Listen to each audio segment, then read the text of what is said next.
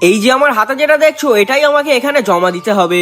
তো hello brothers, আজ আমি তোমাদেরকে বলবো আমার এই ছোট্ট জার্নিটার কথা। তো সকালবেলা এখানে দাঁড়িয়েছিলাম, তারপরে সোজা চলে গেলাম আমি জেরক্সের দোকানে। জেরক্সের দোকানে কেন গেলাম তোমাদেরকে বলে রাখি, আমার কিছু প্রিন্ট আউট আর পিডিএফ বার করতে হবে, তার কারণে চলে গেলাম জেরক্সের দোকানে। আমার হাতে যে প্রিন্ট আউটটা দেখছো তুমি, এই প্রিন্ট আউটটা আমাকে পাঠাতে হবে ব্যাঙ্গালোর সাইবার ক্রাইমে। তার আগে আমি চলে গেলাম কচুরির দোকানে একটু কচুরি খেতে। কচুরি খেয়ে নিয়ে সোজা চলে যাচ্ছিলাম বসিরহাট কোর্টের দিকে, কারণ বসিরহাট কোর্টে যেতে হবে, আমার একটা দাদা আছে ওখানে। সেই কারণে বসিরহাট কোর্টে আসার সাথে সাথে এখানে আমার ওই দাদাটা আর আমার এই বন্ধুটার মিলে হাঁটতে হাঁটতে চলে যাচ্ছিলাম পোস্ট অফিসের দিকে, কারণ ওই ব্যাপারগুলো আমার থেকে ভালো ওই বোঝে। তারপরে আমি চলে আসলাম পোস্ট অফিসের ভিতরে। আর আমার হাতে যে কার্ডটা তুমি দেখছো, আর তোমাদেরকে বলে রাখি এতটা ভিড় থাকা সত্ত্বেও আমার তো ভালোই লাগছিল না, কিন্তু ওরা বলে যে তোমার এটা ভুল হয়েছে। তাই এখানে দাঁড়িয়ে দাঁড়িয়ে ভাবছিলাম যে কি করব। তারপরে আর বেশি দেরি না করে আমি বাইরে চলে গেলাম, গিয়ে নতুন একটা খাম নিলাম, লিখে কমপ্লিট করে সোজা চলে গেলাম আমি পোস্ট অফিসের মধ্যে। পোস্ট অফিসের মধ্যে ঢুকতে না ঢুকতে আজকে তোমাদেরকে বলে রাখি খুব ভিড়ই ছিল। তারপরে এখানে আমি স্পিড পোস্ট করবো বলে দাঁড়িয়েছিলাম।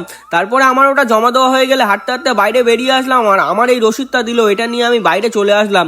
এসে মোটামুটি আজকের দিনের মতন আমার কাজ তো শেষই হলো। এবার আশা করি এই প্রবলেমটা আমার সলভই হয়ে যাবে।